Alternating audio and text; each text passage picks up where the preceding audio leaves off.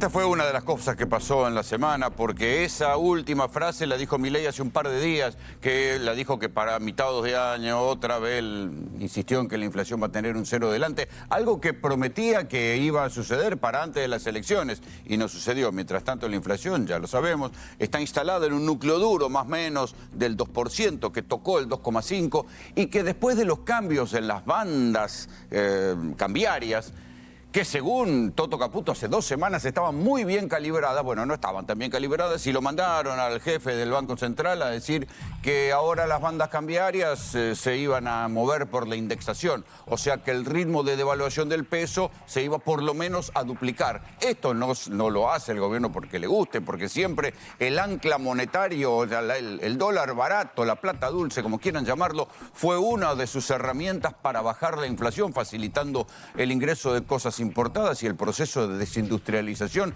que se está viviendo en la Argentina, eso ya lo sabemos. Pero si por ellos hubiera sido, hubieran seguido adelante por este camino, pero es el propio Fondo Monetario Internacional que les está diciendo, además de los bancos acreedores, acumulan reservas porque algún día vamos a querer cobrar, y somos los acreedores privilegiados, queremos cobrar, queremos saber si van a tener dólares y no solamente reservas negativas. Esto fue lo que pasó en la semana. Milei sigue insistiendo, corriendo el arco todo el tiempo, que la inflación va a caer a cero, porque según su biblioteca, al haber fijado la cantidad de pesos estable, esto debería hacer que el dólar caiga. Las fechas se corren, la inflación sigue en un núcleo duro del 2%. Veremos qué pasa el verano cuando se empiece a aplicar esta indexación de la banda cambiaria. Es una indexación de la devaluación en la Argentina. La otra cosa importante es lo que pasó en diputados. En diputados, una coalición de trasnoche a 1:30 de la mañana, más o menos, le votó en contra al gobierno un capítulo. Un capítulo es una reunión de artículos. Claro, habían dicho, bueno, nosotros metemos este capítulo y en este capítulo hay tantas cosas trabadas que finalmente vamos a lograr meter por abajo la derogación del financiamiento universitario y de la emergencia en discapacidad. 2 de las leyes que habían molestado al gobierno el año pasado cuando las sancionó el Congreso, las vetó y el Congreso insistió y el gobierno no las quiere aplicar. Y después viene cómo esto desencadenó, por un lado, la furia del propio Milei, esto dicen muchos de los cronistas que están en casa de gobierno, después lo desmintieron, después primó la cordura y la mesa política dijo, bueno, muchachos, logramos la aprobación del presupuesto, solamente se nos cayó uno de los capítulos de 19, logramos la aprobación de 19, se nos cayó uno solo de los 20, entonces podemos avanzar en el Senado. El problema es que el acuerdo del presupuesto, según las negociaciones que habían tenido con los gobernadores, iba atado a que ese presupuesto se sancionara con una cantidad de dinero que tenían que cobrar los gobernadores, y los gobernadores dijeron, no, momentito, hasta que no esté sancionado el presupuesto no vamos a avanzar con la ley de reforma laboral. La misma ley de reforma laboral, una ley antipática incluso para muchos gobernadores, pero que habían pensado, bueno, está bien, si tenemos que votar una ley antipática, por lo menos que sea por plata para la gestión. Esto no estaba garantizado. Patricia Bullrich, que venía envalentonada, de un día para el otro apareció mucho más modosa, mucho más democrática, diciendo, bueno, ¿saben qué?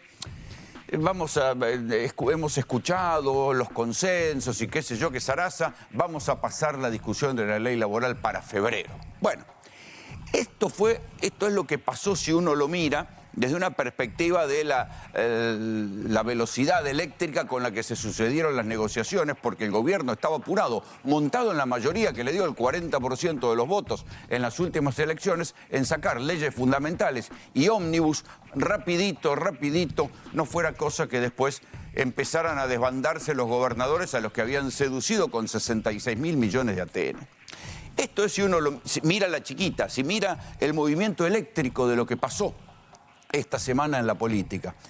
Pero si uno da 2 pasos atrás y empieza y se toma el trabajo de desarmar qué venía camuflado en esas leyes, lo empezamos a hacer la semana pasada, pero descubrimos más cosas en el presupuesto, lo que ve es claramente, hay que decir que es casi les diría un cumplimiento de promesa electoral, un gobierno para ricos, ¿sí? Un gobierno que está dispuesto a darle cada vez más beneficios a los sectores poderosos de la sociedad en desmedro de otros sectores. ¿Cuáles son esos otros sectores? Ya los conocemos, nosotros permanentemente hemos ido haciendo la crónica de los jodidos de esta etapa del gobierno de Milei, que son, por supuesto, los discapacitados, los jubilados, los universitarios, los investigadores del CONICET, todos esos sectores, para ellos no hay plata, ¿sí?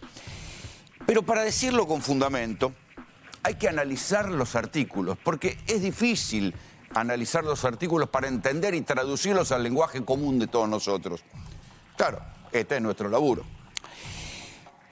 En el capítulo ese, el capítulo que incluía la derogación de varias cosas, se derogaba la ley de emergencia en discapacidad, ¿sí? Entonces, la ley que costó tanto imponerle al gobierno con dos insistencias, primero votarla frente a la derogación, lograr los 2/3 de los votos, ellos la querían despachar en un plumazo, metida en un artículo donde iba engarzada con otras cosas que iban a favorecer a otras provincias o otros lugares.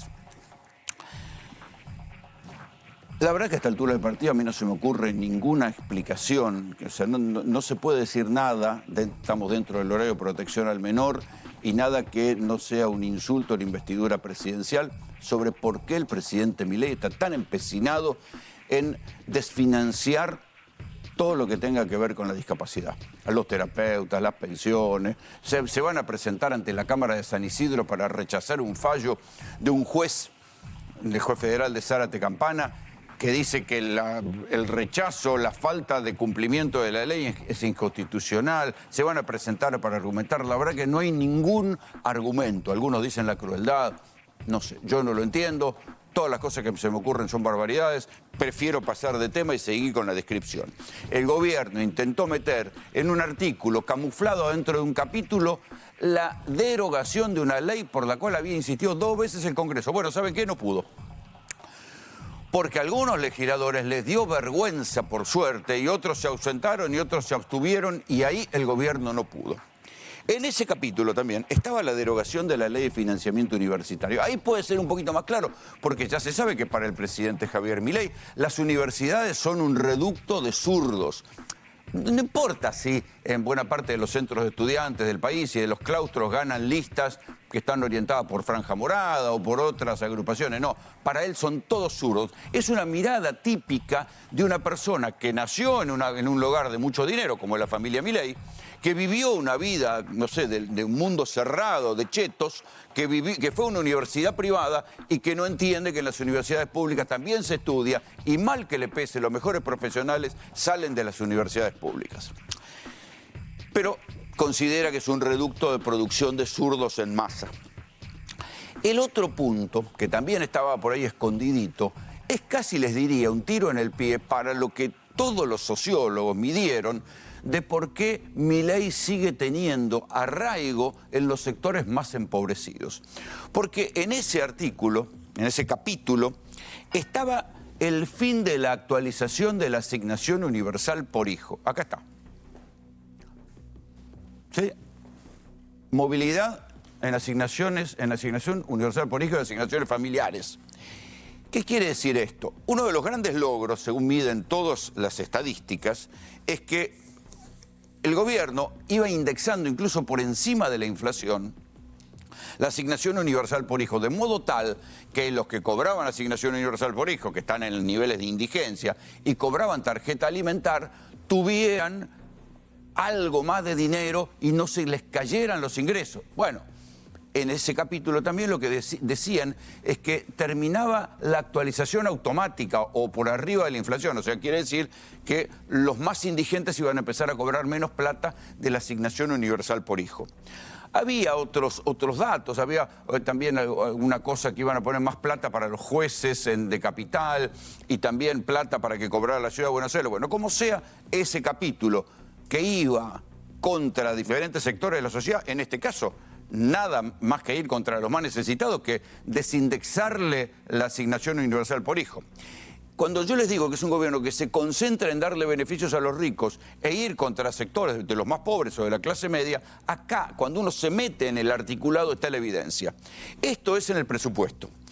Pero insólitamente, en la ley de contratos, en la ley de reforma laboral, que se mete con la ley de contratos de trabajo y con la ley de asociaciones sindicales, había un capítulo insólito, lo adelantamos la semana pasada acá, pero después seguimos analizándolo, que eran reformas impositivas. Era una reforma laboral, pero aparecían cambios impositivos. Y así, en ese lugar, empiezan a aparecer otras cosas, tales como... Acá las tenemos. Hay una tendencia a quitarle plata, o sea, que tenga que pagar menos plata el empresariado. Esa menos plata que tiene que pagar el empresariado, cargas sociales, son plata que van a desfinanciar la ANSES. Entonces, como si al Estado argentino le sobrara plata. Entonces, la ANSES, donde los jubilados cobran lo que cobran, ya sabemos, de la miseria que cobran los jubilados, donde todo este tiempo, y esto no se habla demasiado, han ido vendiendo bonos de la deuda argentina, del Fondo de Garantía de Sustentabilidad, o sea, del Fondo de los Jubilados, han ido vendiendo bonos para lograr que el dólar MEP y el contado con liqui no subiera. O sea, otra manera de pisar el dólar. No solamente venden cuando tienen que vender bonos, dólares del Tesoro, los que manda el tío Trump, sino que también vendieron dólares del Fondo de Garantía de Sustentabilidad. Algunos hacen una cuenta y dicen que ya vendieron 22.000 millones de dólares del Fondo de Garantía de Sustentabilidad. O sea que le están perdiendo aquel fondo de los jubilados. Pero a su vez, en una ANSES desfinanciada, en un PAMI desfinanciado, nosotros aquí les mostramos lo que pasa en el PAMI, donde te dan turno para 6 meses. No, pero tengo una pierna quebrada. No, señor, en 2 meses le damos un turno. Donde te cubren 4 medicamentos y el quinto y el sexto, y uno no toma medicamentos en la tercera edad porque le gusta. El quinto y el sexto medicamento tenés que hacer una peregrinación. El mismo gobierno que dice que desburocratiza todo, le agrega burocracias a los jubilados que necesitan medicamentos. Bueno, el PAMI desfinanciado, sin guita, paga mal a los profesionales se van. Bueno, le van a sacar plata al PAMI. Las jubilaciones son una miseria. Bueno, le van a sacar más plata al ANSES, la van a sacar de las contribuciones patronales. Van a sacarle de dos maneras la plata al ANSES. Por un lado, de las contribuciones patronales, que directamente hay 2.000 millones menos. Estas platas se las estoy spoileando porque eran de Hernán Lester y como las vi tan buenas se las robé. Plata de contribuciones patronales que van a pagar menos los empresarios, 2.000 millones de dólares. El fondo de asistencia, este FAL para el fondo para despidos, otros 2.500 millones que van a salir también de lo que dejen de pagar los empleadores. No se sabe bien cómo va a funcionar el fondo, pero lo cierto es que va a haber menos plata. Les van a quitar dinero a las obras sociales, o sea que no solamente los jubilados van a sentir el ajuste en el PAMI, sino que también las obras sociales sindicales, que ya se sabe que son el enemigo para el gobierno, todo lo que huela a sindicatos es el enemigo, ahí también le van a sacar plata. Y sobre todo, y acá vuelve la parte, porque supongamos que todo esto sea discutible, porque desde la mirada del gobierno, en la medida que los empresarios paguen menos aportes patronales, van a poder generar más trabajo y tal vez pagar mejores sueldos, a comprobar, pero manejemos un margen de escepticismo y una concesión de duda al respecto. Pero lo que no se comprende es por qué van a favorecer otra vez a los ricos. Entonces el mismo gobierno que dice que no hay plata para los discapacitados, otra vez define que va a, ahí está, eliminación de impuestos internos. No es mucha plata, pero con esto es más plata de lo que necesita el CONICET, ¿eh? 350 millones de dólares. ¿A qué le quitan los impuestos? En un capítulo que trata la ley laboral, le quitan los impuestos a los autos de alta gama, a las monedas de oro. Como se sabe, son artículos de primerísima necesidad, la moneda de oro.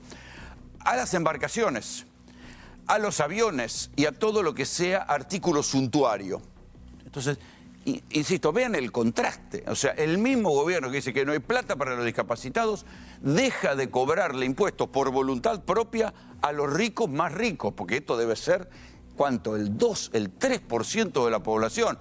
Gente que precisamente no tiene problema de dinero, bueno, van a tener menos problema de dinero porque si tienen un barco va a pagar menos impuestos, si juntaron monedas de oro van a pagar menos impuestos, y si se quieren comprar un auto de alta gama, o sea, un auto importado, van a pagar menos impuestos.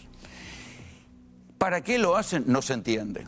O sea, o en todo caso, es algo que tiene que ver más con la ideología de Milei, que ve en los empresarios y en los ricos sus héroes y hasta incluso en los evasores, ve sus héroes. Entonces, ¿qué mejora a los evasores que bajarle los impuestos? En verdad, el problema en la Argentina es de evasión impositiva. Y esto no lo digo yo, el que más ha dicho era alguien que era un aliado del gobierno hasta hace poco, que era Juan Schiaretti, que recuerdan, el gobernador de Córdoba, candidato a presidente, cuando se presentó como candidato a diputado. En una de las cosas que dijo, el verdadero problema de la Argentina es la evasión. No hay que cobrar menos impuestos, hay que cobrar mejor los impuestos, porque el problema en la Argentina es de evasión. Ahora bien, nadie puede darse por sorprendido. En instantes, ahora enseguidita, yo les voy a contar, porque es otra de las guerras incomprensibles del presidente Milei contra la ciencia. Ahí donde su amigo Donald Trump está buscando que Estados Unidos desarrolle ciencia, todo tipo de ciencia, no solo ciencia aplicada, sino también ciencia básica. O sea, esas cosas que se investigan y no se sabe ahora para qué van a servir en el futuro. Acá en la Argentina es todo al revés. Hay que decir que Milei todo esto lo había avisado. O sea, que nadie se puede dar por sorprendido. Lo había avisado en su campaña electoral a presidente y todas las cosas que había demostrado a lo largo de todos los años, hubo un 40% de la población que las votó. Ese enigma, ¿por qué gente? Porque en ese universo del 40% seguramente hay gente pobre que va a seguir padeciendo el ajuste del gobierno. ¿Por qué lo hicieron? Es un enigma para sociólogos. Yo solamente les estoy contando lo que está pasando. Pero recuerden esto, cuando Milei dijo que iba, en la práctica, a destruir la ciencia argentina. Ciencia, tecnología e innovación, licenciado Phil. Lo tachaste, Phil. Nada, eso que quede en manos del sector privado. ¿Ciencia y tecnología? Obvio. ¿Y el CONICET? Que quede en manos del sector privado. Vas a tener un despelote. ¿El CONICET en manos del sector privado? Que se ganen la plata sirviendo al prójimo conviene mejor que le dé un mejor precio, como hace la gente de bien. ¿Y qué vas a hacer con toda la gente que vive del Estado, que trabaja en el CONICET? ¿Y qué productividad tienen? Los científicos, ¿qué va a pasar con ellos? ¿Qué han generado? Desarrollo, investigación. No se nota. No se nota. O sea, cerrás el CONICET. Buscaremos otra forma de asignarlo a otras cosas, porque evidentemente... Otra marcha más, digo, además de Movimiento Evita, vas a tener a la gente del CONICET. O sea, de vuelta. Acá, digamos, o sea, ganarás el pan con el sudor de tu frente. Serás exitoso solamente sirviendo al prójimo, conviene de mejor calidad o mejor precio. Ganarás el pan con el sudor de su frente, como si los científicos del CONICET, que además cobran una miseria, no laburaran. Esto es lo que yo le digo, es una mirada ignorante. Cualquier país del mundo invierte cada vez más en ciencia porque sabe que la ciencia es lo que puede agregar valor a sus exportaciones. Salvo el presidente Javier Milei, que no se sabe por qué prejuicio. Yo insisto, este es el prejuicio de una persona que como él no dialoga, o sea, no conoce laboratorios, no dialoga con científicos, no dialoga con universidades públicas, imagina que son todos unos planeros que viven del Estado. Esto se llama prejuicio, pero estos prejuicios, el problema es que se traducen en el presupuesto. En el presupuesto que se votó esta semana, que tuvo media sanción y que ahora hay que discutir en el Senado, lo que se prevé es directamente la desfinanciación de la Agencia de Investigaciones en la Argentina. O sea, la ciencia en la Argentina tiene dos patas, el CONICET y una agencia de investigaciones donde es el Estado Nacional el que decide a qué plata, a qué presupuestos van a poner en algunos proyectos científicos que les interese. Bueno, nada. Milei lo había dicho y la verdad que la gente lo votó sabiendo todo esto. Es verdad, uno puede decir, bueno, ¿qué me importa la ciencia? A mí me importa que me baje la inflación, a mí me importan otras cosas, ¿qué me importa la ciencia? Ya ellos... Cualquier país considera que sus científicos son un activo estratégico. Se los educó acá, se invirtió mucha plata en esos científicos y nunca deja que se vayan a otro lugar en algo que se llama fuga de cerebros. ¿Cuándo hubo fuga de cerebros? Hubo dos grandes fugas de cerebros en la Argentina. Una en un episodio que se conoce como la Noche de los Bastones Largos, cuando asume la dictadura de Onganía en 1966. Atacan la ciudad universitaria y a grandes científicos argentinos los cagan a palazos. Por eso se llamó la Noche de los Bastones Largos. Entre los científicos cagados a palazos por esa dictadura, había un señor que se llamaba César Milstein, que luego fue Premio Nobel de Medicina. Y bueno, esas cosas que hace la Argentina, un negocio bárbaro, ¿eh? Lo formamos nosotros, pues se lo mandamos a Inglaterra y ganó el Premio Nobel en Inglaterra. un negocio bárbaro. La segunda fuga de cerebros fue en los tiempos de Cavallo, cuando Cavallo también con el discursito este de que había que bajar los costos y que los científicos eran caros, mandó a los científicos a lavar los platos, del mismo modo que ahora Milei dice que tienen que ganarse el sueldo con el sudor de su frente. Bueno, ¿cómo le contestaron los científicos en una marcha donde se colgaron platos, ¿sí?, para demostrar y para burlarse de la burrada que había dicho Cavallo? Tiempo después se inició un plan para repatriar a los científicos. Los mismos científicos que son aplaudidos por el streaming del CONICET porque van a buscar las cosas que hay en el fondo del mar y saben de qué se trata. Los mismos científicos que lograron modificaciones genéticas para que haya un trigo más resistente a la sequía. Son científicos argentinos. Los mismos científicos argentinos que esta semana demostraron que el Río de la Plata está lleno de sustancias desde cocaína a ibuprofeno, y esto demuestran los consumos de los argentinos. Bueno, esos mismos científicos para el presidente Milei tienen que ganarse el pan con el sudor de su frente. No existe ciencia privada en ninguna parte del mundo. No sé, nadie sabe qué quiere inventar Milei. Lo que sí se saben son las consecuencias. Lo curioso, les digo, es que de todo esto, todo el mundo estaba avisado que lo iba a hacer, porque el propio Milei lo dijo. No se entiende bien en qué cabeza alguien pensó que esto no iba a suceder, pero se los traduzco en cifras. Porque no es solamente el CONICET. Porque uno puede pensar que el CONICET busca solamente ciencia básica, ciencia que a veces no se sabe bien para qué sirve. A ver, supongamos que olvidémonos de las ciencias sociales, que obviamente para Milei es un reducto de zurdos. ¿Qué tienen que ver los biólogos marinos, los agrónomos? ¿Qué tienen que ver la investigación de todos esos científicos? ¿Qué tiene que ver con el zurdaje que persigue a Milei todo el tiempo con una lógica paranoica? Fíjense en el INTI. Redujo el 45% del presupuesto del INTI, Instituto Nacional de Tecnología Industrial. O sea, ahí no hay ciencia básica, hay ciencia aplicada. 45% menos del presupuesto. El INTA, hasta la propia sociedad rural, que adora a Milei, los ruralistas salieron a pedirle, oiga, don, cuide el INTA porque el INTA nos ayuda a todos nosotros a mejorar los cultivos. El campo argentino hoy es un campo de primerísima línea en inversión tecnológica, gracias al INTA. Bueno, al INTA debe ser un reducto de zurdo también porque le cortaron el 35% del presupuesto.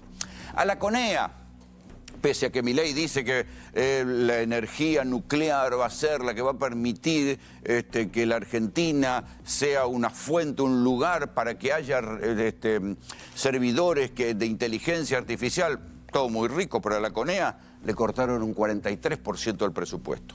Al servicio meteorológico, ¿vieron que no invocan una? Bueno, servicio meteorológico, 33% menos de presupuesto. Los docentes universitarios, ya se sabe que son los que generan ese reducto de zurdos, 33% menos en los salarios, y los investigadores científicos, 37% menos en los salarios, con el agravante de que ya se cortaron los nuevos proyectos. Ya los becarios, la gente que se recibe, no se puede presentar al Estado para decir, yo tengo este proyecto de investigación. En la práctica le dicen, tenés un proyecto de investigación, andate a otro lado a ver si conseguís que te traten mejor que acá. Bienvenidos. Esto es GPS.